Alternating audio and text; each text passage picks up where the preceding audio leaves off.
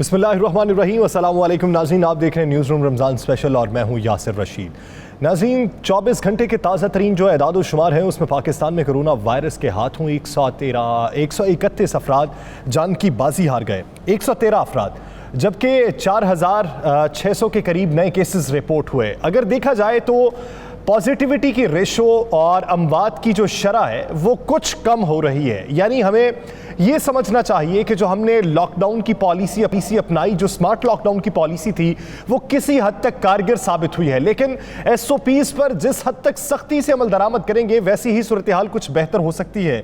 और अब अगर वायरस की इकसाम देखी जाए तो पाकिस्तान में इस वक्त बरतानवी वायरस की इकसाम भी मौजूद है, अफ्रीकी और ब्राज़ीली के रिपोर्ट होने की भी इत्तलात हैं। इसी को लेकर बॉर्डर मैनेजमेंट पर पॉलिसी पर नजर सानी की जा रही है। पंजाब के अंदर वक्फ मज़ारात को बंद कर दिया गया है, वक्फ मसाजिद में एतकाफ़ पर पाबंदी लगा दी गई है। यौम अली के हवाले से भी नए SOPs जारी किए गए हैं और कोरोना प्रोटोकॉल्स को मद्देनजर रखते हुए SOPs पर अमल दरामद करना होगा। लेकिन मौजूदा सूरत हाल में कोरोना टेस्टिंग और इसके अलावा वैक्सीन की जो सूरत हाल है वो किस हद तक मैकेनिज्म हमारा मौसर है, उसको किस तरीके से बेहतर किया जा सकता है, ये जो नई इकसाम है वैक्सीन, इस पर किस हद तक कारगर साबित होती है, कोरोना के फैलाव को किस तरीके से रोका जा सकता है, तिब्बी माहिरीन क्या समझते हैं और वो हुकूमत को क्या राय देना चाहते हैं, इसी बारे में बात करने के लिए ज्वाइन किया है president Pakistan medical association doctor Ashraf Nizami sahab ने। हमारे नुमाइंदगान हमारे साथ मौजूद होंगे, सुलेमान चौधरी लाहौर से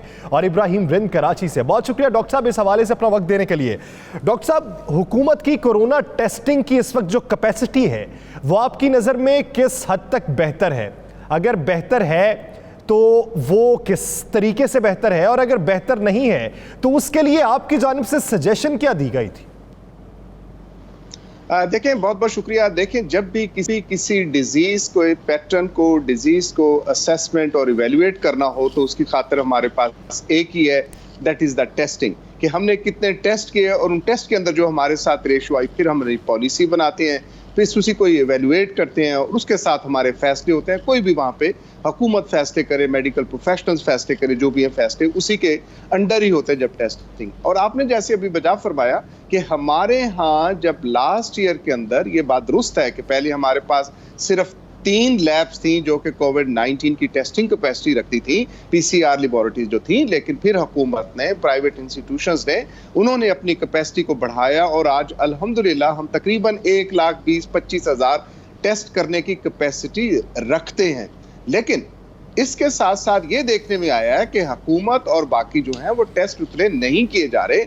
अभी भी हम 50,000, 55,000 के ऊपर टेस्ट हैं और इस टेस्टिंग के लिए जो एक करनी चाहिए, जो हम समझते हैं एज पाकिस्तान मेडिकल एसोसिएशन, और मैं इसको प्रोपोगेट करता हूं, that is a rapid testing. अब हमारे पास टेस्टिंग की खातिर वो लोग आते हैं जिनके साथ कोई ना कोई सिम्टम्स आते हैं। ऐसे हम नहीं देखते कि मार्केट के अंदर जाके या ऐसी जगहों के ऊपर जहां पे हम समझते हैं कि मरीज नहीं है और मरीज ये समझता है कि वो मरीज नहीं है। आपको मालूम है कि कोविड-19 के अंदर जो है 94% तो लोग सिम्टम फ्री होते हैं, लेकिन दे आर द कैरियर। और आपने जैसे अभी मतलब अपने एंट्रो के अंदर फरमाया कि हम नीचे आ रहे हैं, मैं समझता हूं कि हम अभी नीचे नहीं आ रहे। हमें इसमें कतई तौर पे खुशफहमी में नहीं रहना चाहिए। डॉक्टर साहब, आप क्या समझते हैं कि इस वक्त जो एदाद शुमार बताए जाते हैं रोजाना की बुनियाद पे, जो केसेस सामने आते हैं, वो एदाद शुमार उससे कहीं ज्यादा है, और अगर ज्यादा है तो ये टेस्टिंग कम होने की वजह से हमारे सामने नहीं आ रहे? आपने बिल्कुल दुरुस्त समझा, आपने बिल्कुल दुरुस्त फरमाया, और मैं भी यही समझता हूं। और जो मैं आपके साथ शेयर चीज करने जा रहा था कि इंडिया के प्राइम मिनिस्टर साहब ने इंटरनेशनल फोरम के ऊपर बड़ा सीने के ऊपर ऐसे हाथ रख के कहा कि हमने, इंडिया ने कोरोना को अपने तरीके से कंट्रोल कर लिया, हमने इंडिया के साथ ये वैक्सीन बना ली, हम इंडिया वैक्सीन जो है दुनिया को प्रोवाइड करने जाएंगे। मैं समझता हूं कि ये कोविड-19 ये पेंडेमिक है, ये सारी दुनिया इसके अंदर शामिल है। कोई शख्स ये नहीं कह सकता कि हम कामयाब हो गए या कोई मुल्क ऐसा कहे कि हम नाकाम हो गए। ये आपके इक़दामात हैं जो बताते हैं कि how it is the reflection.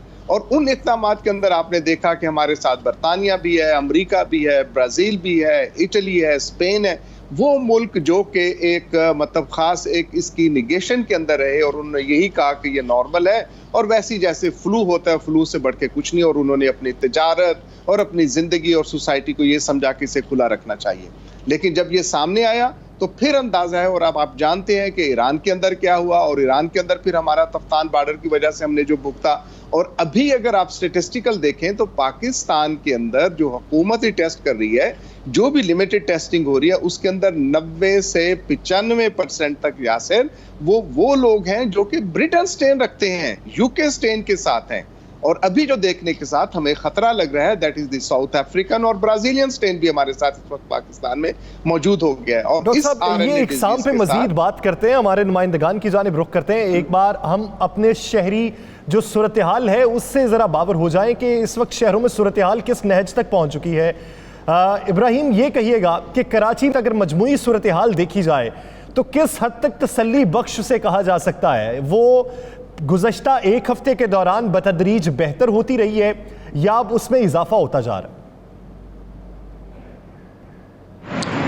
जी देखिए, बिल्कुल जो अगर एक हफ्ते की बात की जाए तो गुज़श्ता एक हफ्ते या 2 हफ्ते के दौरान जो केसेस में इजाफा हुआ है वो 10 से 15% तक कराची समेत सिंध भर में इजाफा देखा गया है। क्योंकि वो इसकी वजह यह है कि लोगों ने बिल्कुल कोरोना SOPs पर अमल दरामद करना ही छोड़ दिया है। क्योंकि अब बीच में लॉकडाउन लगने की इतला थी तो लोग धड़ाधड़ बाजारों की तरफ रुख भी कर रहे हैं और ताजरों का भी यही मकसद होता है कि वो फौरी तौर पर रमज़ान अल मुबारक में ज़्यादा से ज़्यादा चीज़ें जो है वो फरोख्त कर सकें। लास्ट गुज़श्ता साल भी इसी तरह हुआ था कि कोरोना लॉकडाउन लग गया था, फिर पूरे मार्केटें बंद कर दी गई थी तो लोग परेशान हो गए थे। तो अब जो है वो कोरोना SOPs पर अमल दरामद ना करने की वजह से एक बार फिर जो है रमज़ान अल मुबारक के दौरान भी केसेस में बेहद इजाफा होता जा रहा है। और जिस तरह अगर गुज़श्ता रोज़ की बात की जाए तो 19 अफराद जो हैं वो जाँ भाग हुए थे और 1084 नए केस रिपोर्ट हुए थे। जबकि यही फिगर अगर पिछले 2 हफ्ते बाद की अगर देखी जाए तो वहाँ पर 5 से 6 अफराद जो है वो जाँ भाग हो रहे थे और 200 से जो 300 अफराद हैं वो सिर्फ कोरोना के पॉजिटिव केस रिपोर्ट हो रहे थे। और इसी तरह अस्पताल भी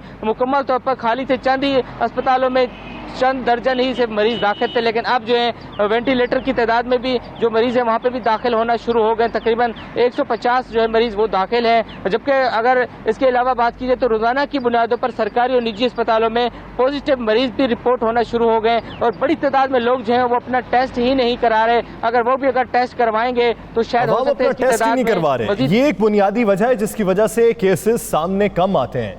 सुलेमान चौधरी, आप ये कहिएगा कि लाहौर के हवाले से वज़ीर सेहत डॉक्टर यास्मीन राशिद ये कहती हैं कि हमने स्मार्ट लॉकडाउन पॉलिसी अपनाई है और इसके तहत 32 से हम 18 की सतह पर पहुंच गए हैं। तो क्या अस्पतालों की सूरत हाल भी इसी की अकास है? जी बिल्कुल, अगर लाहौर की बात की जाए तो लाहौर में जो इन्फेक्टिविटी रेट है वो पिछले 3 से 4 दिन में देखने में आ रहा है। आर्टिकल 18 पर रिपोर्ट हो रहा है। लेकिन अगर हम अस्पतालों की बात करें तो अस्पतालों में जो मरीज हैं वो जो तीसरी लहर से पहले जो मरीज थे तकरीबन 300 से 400 से मरीज जो अस्पतालों में थे, लेकिन जब तीसरी लहर के बाद जो हैं अब 1150 आज के दिन के जो मरीज हैं वो अस्पतालों में तेरे इलाज है, जिनमें से 81% जो वेंटिलेटर हैं वो लाहौर में मरीजों से बढ़ चुके हैं। जबकि 60% से ज़्यादा जो हाई डिपेंडेंसी यूनिट है इस वक्त वो लाहौर के जो हैं वो भरे पड़े हैं। वहाँ पर लो फ्लो के साथ और हाई फ्लो के साथ मरीजों को जो ऑक्सीजन फराहम की जा रही है और उनकी ज़िंदगी बचाने की कोशिश की जा रही है। महकमा सेहत का ये कहना है कि अब जो लो फ्लो के साथ जो जिनकी मरीजों की ऑक्सीजन कम हो रही है वो ज़्यादा केस रिपोर्ट हो रहे हैं। इन्फेक्टिविटी रेट जो देखने में आया है कि वो तो कम हो चुका है। डिस्ट्रिक्ट गवर्नमेंट की जानब से लाहौर के अंदर SOPs पर दरामद तो कराया जा रहा है। किसी हद तक जो है वो लोग मास्क का इस्तेमाल तो कर रहे हैं। 2 दिन जो हफ्ता अतवार जो है वो मुकम्मल लॉकडाउन लगाया गया है। यहाँ पर तमाम मार्केट जो हैं वो बंद की गई हैं। इसका ये देखने में आया कि लाहौर में जो एवरेज जो केसेस थे वो 1600-1700 रिपोर्ट हो रहे थे, लेकिन ये 2 से 3 दिनों के अंदर जो केसेस हैं वो तकरीबन 800 रिपोर्ट हो रहे हैं और जो लाखते हैं वो भी 20 से 25 के दरमियान रिपोर्ट हो रही हैं। अगर हम ओवरऑल पंजाब की बात करी जाए तो पंजाब में जो सूरत हाल है वो अप्रैल के महीने में खासी जो है वो डिस्टर्ब रही है। अप्रैल वो महीना था कि जिसमें कहा जा सकता है कि पंजाब में जब से ये वबा आई है अप्रैल का महीना सख्त रहा है। अब इस अप्रैल के महीने में तकरीबन 80,000 से ज्यादा जो केसेस हैं 1600 की बजाय 800 रिपोर्ट हो रहे हैं। लेकिन डॉक्टर साहब ने जो नुक्ता उठाया है कि अगर रिपोर्ट ही एक्यूरेट नहीं है तो फिर कैसे पता चलेगा कि केसेस कितने बढ़ रहे हैं? डॉक्टर साहब, इस वक्त जो अवामी ताउन है और हुकूमती इक़दामात हैं, आप उससे किस हद तक इत्तफाक करते हैं? देखिए मेरे दोस्त, मैं समझता हूँ यासिर कि ये चीज़ दुरुस्त है कि हुकूमत अपने इक़दामात कर रही है और अपने ताई बेहतरी कर रही है। लेकिन मैं समझता हूँ कि ये नाकाफ़ी है। नाकाफ़ी इस वजह से है कि हमारे यहाँ रेशो जो है, अब मरीज जो आ रहे हैं हॉस्पिटल के अंदर, अगर पहली लहर के अंदर हमने देखा था कि वो लोग हॉस्पिटल्स के अंदर आ रहे थे, कोरोना पॉजिटिव हो गया and they were coming to the hospitals, और उनके साथ आइसोलेशन भी थी, उसके साथ ट्रेसिंग भी थी, पुलिस भी जाके घर बंद कर रही थी। ये सारी एक्टिव किस्म की वो सारी फॉर्म। थी। लेकिन अभी जो लोग आ रहे हैं, अब हुकूमत उनको मरीजों को नहीं लेके आ रही, अब मरीजों को जो है कोई और ऑर्गेनाइजेशन नहीं लेके आ रही, अब वो मरीज आ रहे हैं जो बेचारे इन रियल सेंस अब फेज 2 फेज 3 के अंदर आते हैं, जहां पे उनको मेडिकल एड की जरूरत है। और मेडिकल एड की जरूरत कब है? जब उनके साथ ऑक्सीजन लेवल नीचे जा रहा है, जब उनके और बाकी मसाइल पैदा होने शुरू हो जाते हैं। दैट इज द कंडीशन जबकि वो हमारे साथ मरीज हमारे साथ हॉस्पिटल्स के अंदर आते हैं। और हॉस्पिटल्स के अंदर भी हर शख्स अब सरकारी अस्पताल में नहीं जाता। सरकारी हॉस्पिटल के अंदर जो आपका कॉन्फिडेंस लेवल है पीपल और आवाम का, वो आप मुझसे बेहतर जानते हैं। लेकिन प्राइवेट इंस्टीट्यूशंस के अंदर अकाउंट फॉर करना with all the efforts of the government, it is difficult to state कि इस वक्त हमारे पास डिजीज बर्डन कितना है हमारे साथ। डॉक्टर साहब, आप ये देखिए कि इब्तदाई तौर पर जब कोरोना रिपोर्ट हुआ तो उसके बाद एक सेकंड जी बात कीजिए। एक अगर मुझे इजाजत दे दें, वो मैं जो अर्ज कर रहा था और आपकी जिसकी तरफ मतलब एक निशानदेही, लोग टेस्ट ही नहीं कर, जब टेस्ट नहीं करती तो साथ इतने के अंदर मौजूद। आपसे शेयर करूं कि देखें इस वक्त जो पहले जो था 12,500 टेस्ट था प्राइवेट सेक्टर के अंदर, अब 6,500 पे टेस्ट कर दिया गया। अब एक आम आदमी की तो ये बसात में ही नहीं है कि वो टेस्ट करवाएगा। हुकूमत पहले थी कि आप वॉक इन करके किसी के साथ जाके टेस्ट करवा लेते थे, छोटी मोटी अगर आपका ताल्लुक है कर लें। अब हुकूमत ने भी सरकारी इदारों के अंदर मेरी इत्तलात के मुताबिक सिर्फ और सिर्फ ये कर दिया है कि जो एडमिटेड केसेस हैं उनके टेस्ट करेंगे सरकारी तौर के ऊपर, किसी वॉक इन वाले के पेशेंट के या किसी भी फर्द के पेशेंट के कहना तो भी मतलब एक डिफरेंट होगा कि जब तक उसका टेस्ट ही नहीं होता। तो हुकूमत ने वो टेस्ट भी बंद कर दिए हैं कि वॉक इन के टेस्ट के ऊपर जाके कोई शख्स भी वो टेस्ट करवा ले। जी सर। डॉक्टर साहब, इसमें कितनी हकीकत है? बेशतर केसेस ऐसे हैं, बेशतर जानने वाले ऐसे हैं जो वॉक इन पे जाके अभी भी टेस्ट करवाते हैं। ये हो सकता है कि किसी जगह पे ये सहूलत ना दी गई हो। देखिए, अगर ऐसा हुकूमत पब्लिक सेक्टर के अंदर हो रहा है तो इट इज सरप्राइजिंगली आप बहुत खुशी की बात है कि अगर कोई शख्स आए और वहां पे आके अपना टेस्ट करवा लेता है, जैसे पहली वेव के साथ और कुछ सेंटर के साथ अगर ऐसा मौजूद है, ये मैं समझता हूं कि नहायत ही एक अहसन कदम है हुकूमत का और उन इंस्टीट्यूशंस का जहां पे अगर ये ऐसा हो रहा है। लेकिन मेरी इत्तला के मुताबिक ऐसा नहीं है। कुछ लोग जो है कि आपके जब पेशेंट रेफर्ड हो बाय द डॉक्टर समवन और it is a admitted patient, then उसके जो है हुकूमत की सतह के ऊपर वो टेस्ट किए जाते हैं। मतलब आई विल नेम कि IPH institute of public health है यहाँ हमारे लाहौर के अंदर, वहाँ पे आप वॉक इन के साथ आप ऐसे टेस्टिंग के लिए नहीं जा सकते। वो हॉस्पिटल्स हैं जिनकी तरफ से आते हैं तो उनको टेस्ट करते हैं। जिला हॉस्पिटल है, हुकूमत को चाहिए कि वॉक इन की सहूलत दे। डॉक्टर साहब, मुझे एक राय लेनी है एक अहम इशू ये कहना मैं एक अर्ज करूं, ये देखिए ये हुकूमत के लिए मुश्किल है। ये मेरे लिए बैठ के मशवरा दे देना हो सकता है कि आसान हो, लेकिन जब हमारा भी एक ट्रेंड है कि जो समझते हैं कि फ्री फॉर ऑल है तो हर बंदा आता जाता भी समझता जरा मेरा भी टेस्ट कर देना। आई थिंक कि हुकूमत को इसकी प्राइस कंट्रोल करनी चाहिए। प्राइवेट सेक्टर के अंदर जो टेस्टिंग है उसके ऊपर कंट्रोल करना चाहिए और छोटा मोटा अगर आप मतलब कोई सस्टेनेबल लोग हैं तो उनसे पैसे ले लेने चाहिए, उसमें कोई हर्ज नहीं है।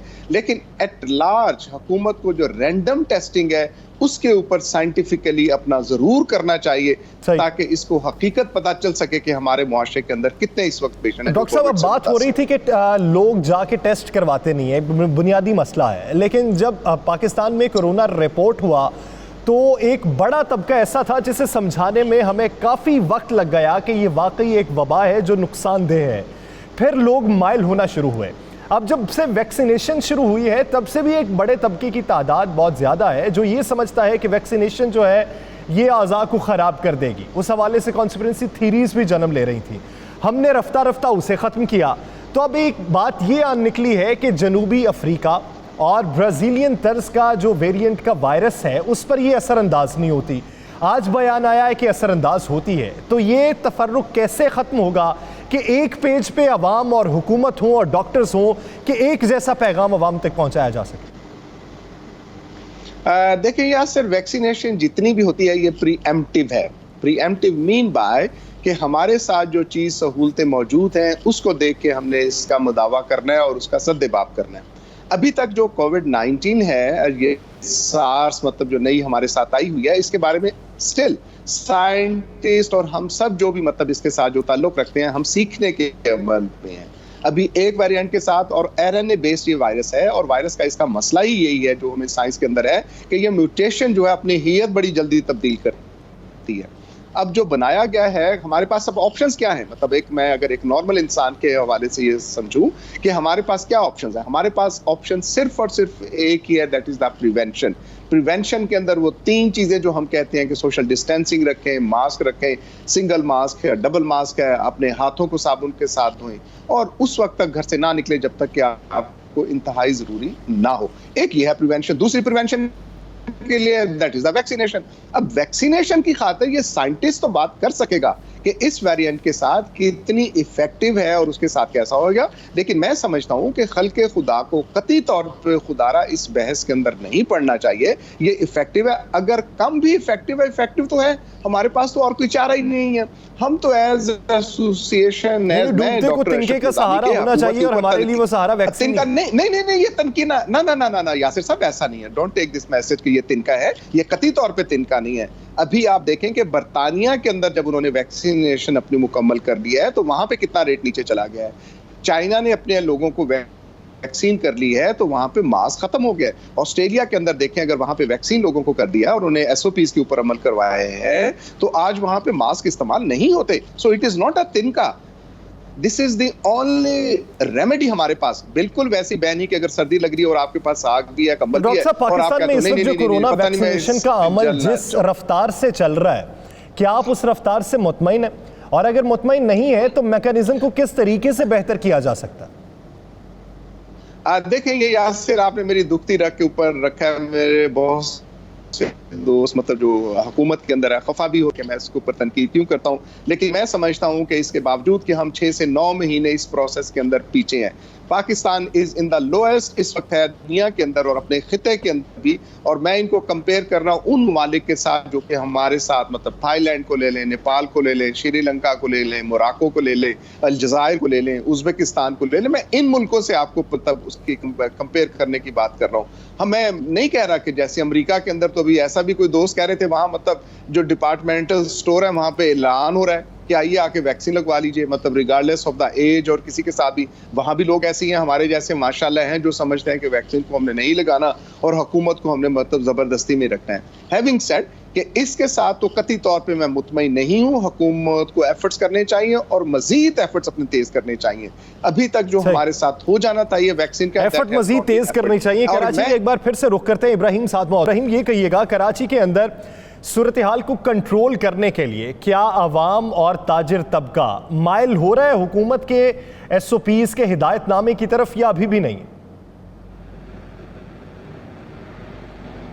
जी देखें, बिल्कुल जो हुकूमत की जानिब से हिदायतनामा जारी किया गया था आवाम को और ताजरों को, उस पर काफ़ी हद तक तो अमल दरामद हो रहा है। लेकिन कराची के मुख्तलिफ इलाके ऐसे भी हैं जहाँ पर अब रात गए तक जो है वो मार्केटें भी खुली रहती हैं, होटल्स पे भी लोग बैठे रहते हैं, SOP का कोई ख्याल ही नहीं रखा जा रहा। खासतौर पर फूड स्ट्रीट की अगर बात की जाए तो वहाँ पर ताजर जो है वो तो धड़ाधड़ वहाँ पे बैठे होते हैं और खुले आम सरेआम जो है वहाँ पर जो है खाना पीना भी चल रहा होता है, पार्सल भी चल रहा होता है, फैमिलीज़ के साथ भी लोग आए होते हैं। तो काफ़ी हद तक जो है लोग जो है इस पर कोरोना SOPs पर अमल दरामद ही नहीं कर रहे। यही वजह है कि कोरोना की बढ़ती हुई सूरत हाल के पेश नज़र हुकूमत सिंध ने और महकमा सियाहत सिंध ने दोबारा कराची एक्सपो सेंटर को फाल करने का फैसला किया, जहाँ पर 150 से ज़्यादा जो है डॉक्टर और नर्सेज को तैनात करने का फैसला किया गया, जिनकी लिस्टें भी तैयार हो चुकी हैं, जो कि कल से एक्सपो सेंटर में ड्यूटियाँ सर अंजाम देंगे। और इसी तरह सेकेंड ईयर की नर्सेज और फाइनल ईयर की नर्सेज बुलाया गया है, कल से ये एक्सपो सेंटर को फाल कर दिया जाएगा। डॉक्टर साहब साथ ही रहेगा, इस पे मजीद भी बात करेंगे कि वैक्सीनेशन को किस तरीके से बेहतर किया जा सकता है। नाज़रीन, यहाँ पे लेनी हमें शॉर्ट ब्रेक, स्टे विद अस।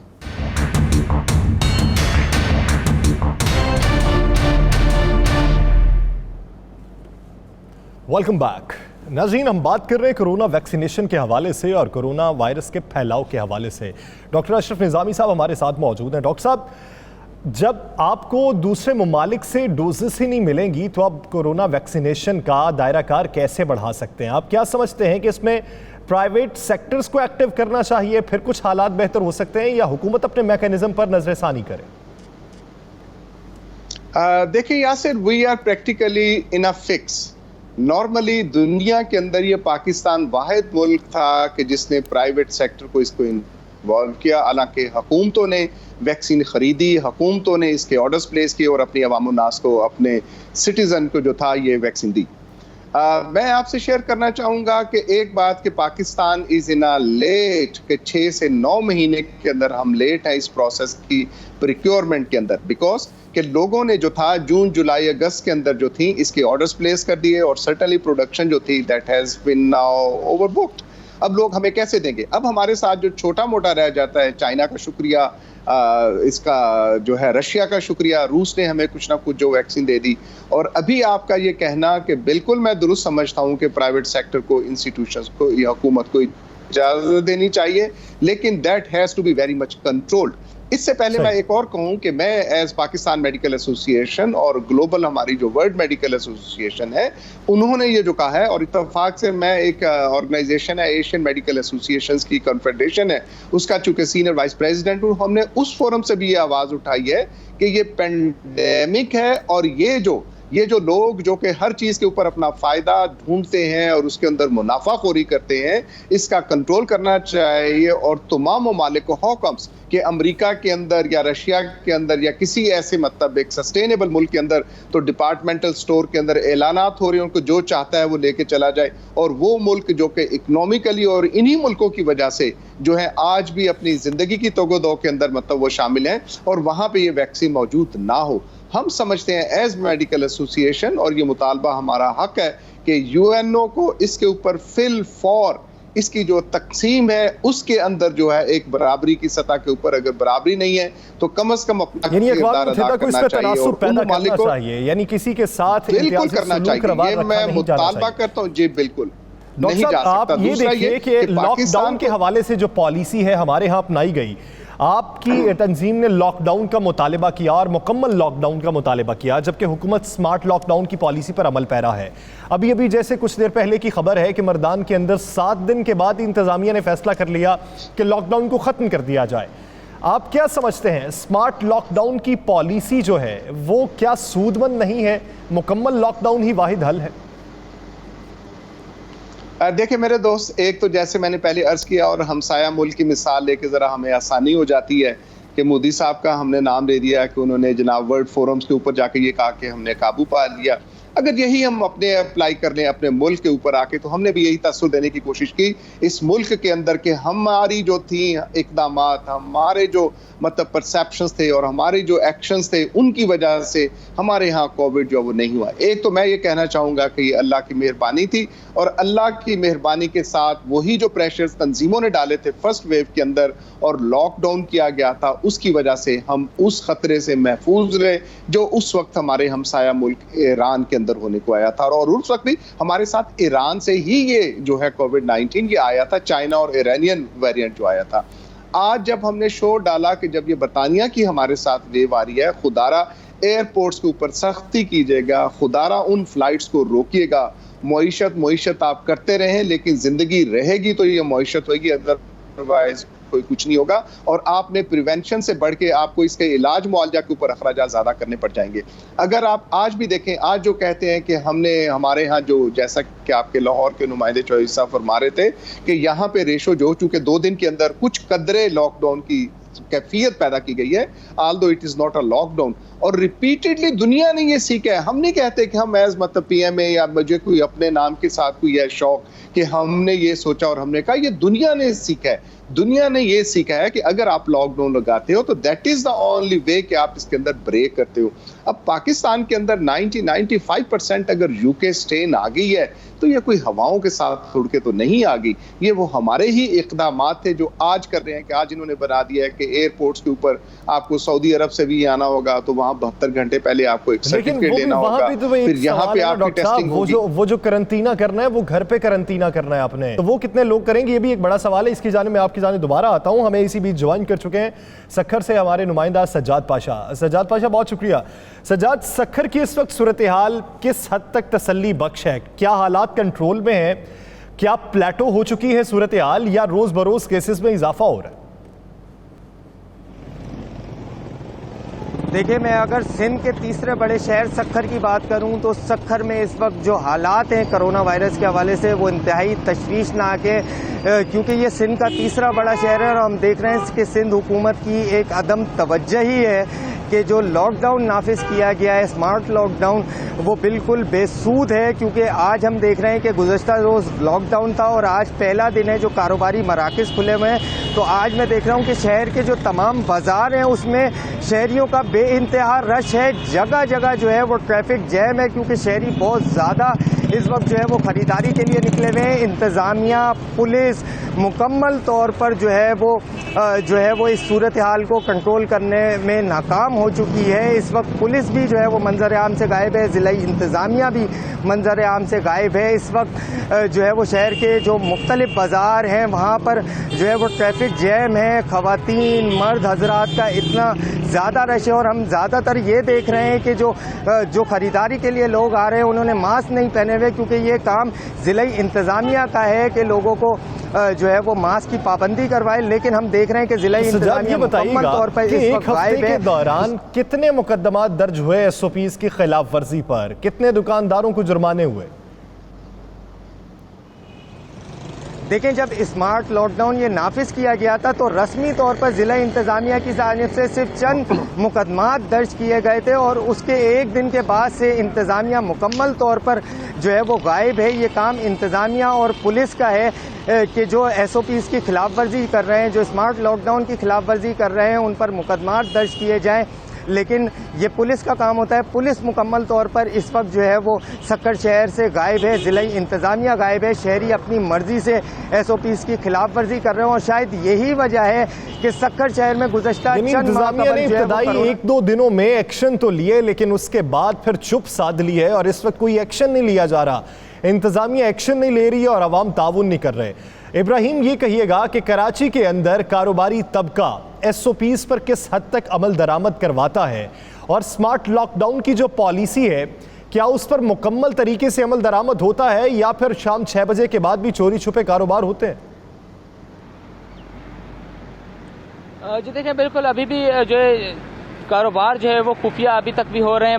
मुख्तलिफ कराची की जो मार्केटें हैं वो खुली हुई हैं और लोग जो है कोरोना SOPs पर ख़ास ख्याल ही नहीं रख रहे। जो ज़िली इंतज़ामिया है और मुतलका पुलिस स्टेशन है जो कि वहीं पे जिनको लिंक करते हैं, वो भी सिर्फ जो तमाशाई बने होते हैं, आते हैं अपने मोबाइल से राउंड लगा के फिर चले जाते हैं। फिर जो मुख्तलिफ लोग हैं, मुख्तलिफ दुकानें हैं, वो जैसे पुलिस गश्त करके जाती है तो दोबारा खोल के बैठ जाते हैं और रात तक बैठे रहते हैं। तो मुख्तलिफ इलाकों में जो है मुख्तलिफ तरीक़ाकार अपनाया गया है। शहर कायद में पहली बार गुज़श्ता लॉकडाउन जब लगा था तो मुकम्मल तौर पर लॉकडाउन था, कोई दुकानें नहीं खुली हुई थी, अवाम भी एहतियाती तदाबीर अपना रही थी। लेकिन अब इस तरह नहीं है। कराची में अगर रात को चला जाएं इफ्तारी के बाद तो मुख्तलिफ इलाकों में सहरी तक जो है वो दुकानें भी खुली रहती हैं और वहाँ पे जो है फूड स्ट्रीट भी खुले रहते हैं। तो तमाम चीज़ें जो हैं वो खुली रहती हैं। तो कुछ इलाकों में ऐसा है कि वहाँ पे जैसे कि बड़ी मार्केटें सदर की वो बंद कर दी जाती हैं 6 बजे के बाद, लेकिन मुख्तलिफ इलाके अभी भी खुले हुए हैं जहाँ पे अवाम खुद भी एहतियाती तदाबीर नहीं अपना रही। ऐसा लग रहा है कि जैसे उन्होंने मास्क पहनना ही भूल गए। किसी भी मार्केट में जाते हैं, एक तो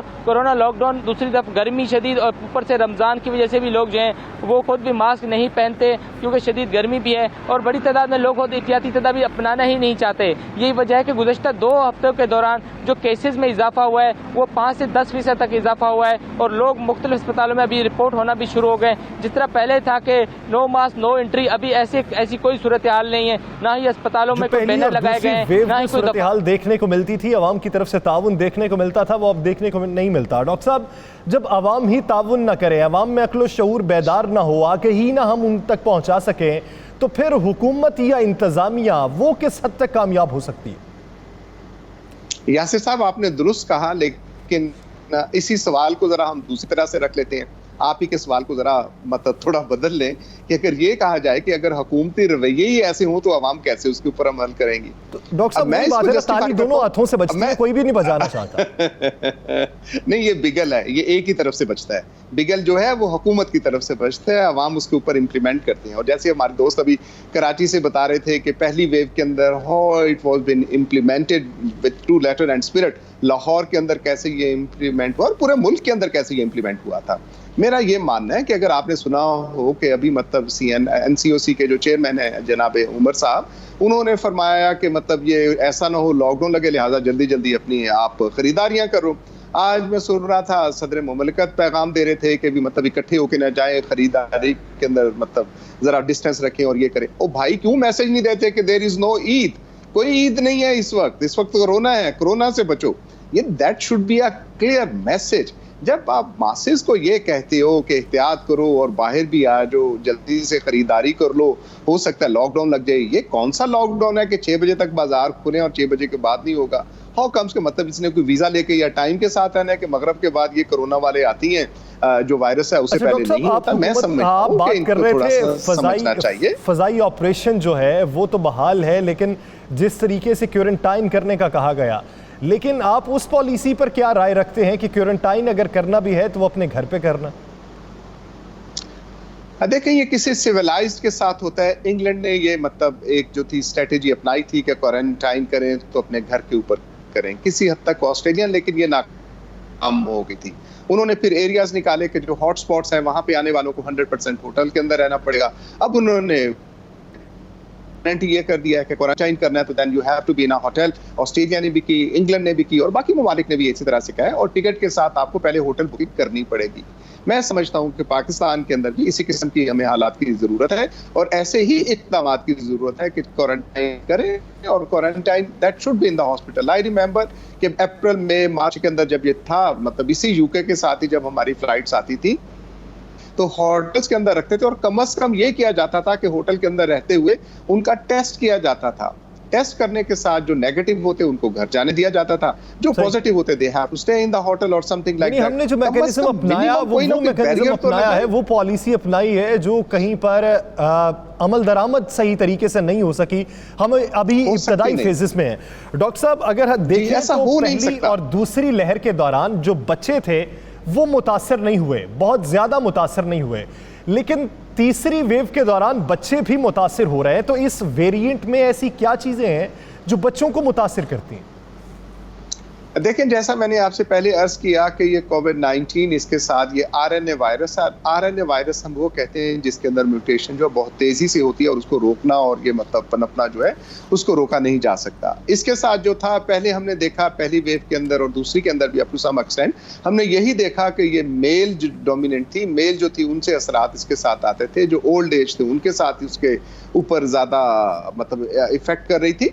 लेकिन इस थर्ड वेव के अंदर ये जो आई है यूके वेव है, एक तो ये कि ये 70% उससे तेजी के साथ फैलती है, इसका फैलाव जो है 70% ज्यादा है।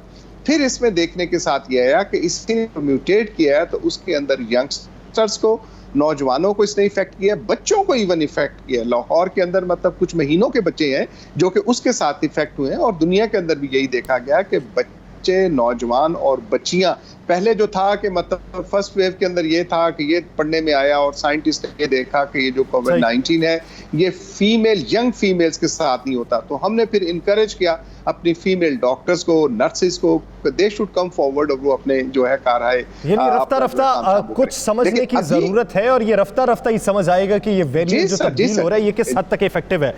सज्जाद, ये कहिएगा कि वैक्सीनेशन के हवाले से सक्खर के अंदर रोजाना की बुनियाद पे कितनी डोजेस लग रही हैं?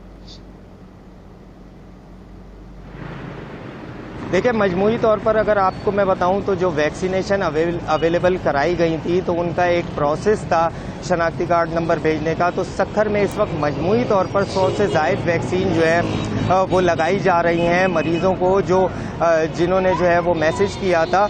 इसी हवाले से मैं आपको बताऊं कि केसेस भी इन चंद दिनों के दौरान जो हैं वो बहुत ज़्यादा निकल चुके हैं। 200 से ज़ायद केस तो आज से 2 दिन पहले थे, और इस वक्त जो है वो 10 से 15 मरीजों की तादाद और बढ़ गई है, जिनको सक्खर के सिविल अस्पताल रोजाना की बुनियाद पे सक्खर में केसेस में इजाफा हो रहा है, तो वहाँ पे आवाम को एहतियात की बेहद ज़रूरत है। तो इब्राहिम, ये कहिएगा, कराची के अंदर अगर रोजाना की बुनियाद पर वैक्सीनेशन लग रही है तो क्या केसेस रिपोर्ट होने का तनासुब भी उसके बराबर है? जी देखिए, बिल्कुल जिस तरह केसेस बढ़ते जा रहे हैं इसकी शरह तो अपनी जगह पर है, बरकरार है, रोजाना की बुनियादों पर केसेस बढ़ रहे हैं। इसी तरह जिन लोगों ने मैसेज किए थे वो भी वहाँ पर मुख्तलिफ सेंटर्स में पहुँच के अपनी वैक्सीन लगवा रहे हैं, जैसे कि सर्विसेज अस्पताल में है, सिंध गवर्नमेंट चिल्ड्रन अस्पताल में है, जिन्ना अस्पताल में, खालिद डिनर हॉल में बनाया गया है। तो ज्यादा रिपोर्ट हो रहे हैं, वहाँ को एहतियात करने की जरूरत है। डॉक्टर साहब, हमारे पास आखिरी 30 सेकंड है। हुकूमत के लिए तो सिफारिशात हैं ही, अवाम के लिए वैक्सीन और बचाव के हवाले से क्या पैगाम देना चाहेंगे? मैं यही समझता हूँ अवाम को आपके तवस्सुस से कि खुदारा अपना तहफ़्फ़ुज़ कीजिएगा, अपने ख़ानदान का तहफ़्फ़ुज़ कीजिएगा। वैक्सीन आपको अवेलेबल है, अल्लाह का शुक्र करें तो उसके साथ वैक्सीनेशन के साथ जाएं, किसी भी अफवाहों के ऊपर कतई तौर पे कोई कान ना धरें और एसओपीज के ऊपर अमल करें। और ईद को इस वक्त ईद को बिल्कुल सादगी के साथ रखें, अपने घर पे रहिए और अपने आप को महफूज रखिए। ईद सादगी से मनाइए, अपनी जान बचाइए। अगर आप अपनी जान बचाएंगे तो आपके करीबी लोगों की भी जान आपकी वजह से बच सकती है। तो नाज़रीन, एहतियात करने की ज़रूरत है। बहुत शुक्रिया डॉक्टर अशरफ निज़ामी साहब इस हवाले से अपना वक्त देने के लिए। सज्जा और इब्राहिम रिंद इस हवाले से आगाह करने का भी शुक्रिया। नाज़रीन, न्यूज़ रूम रमज़ान स्पेशल से यासिर रशीद को दीजिए इजाज़त। अल्लाह निगहबान।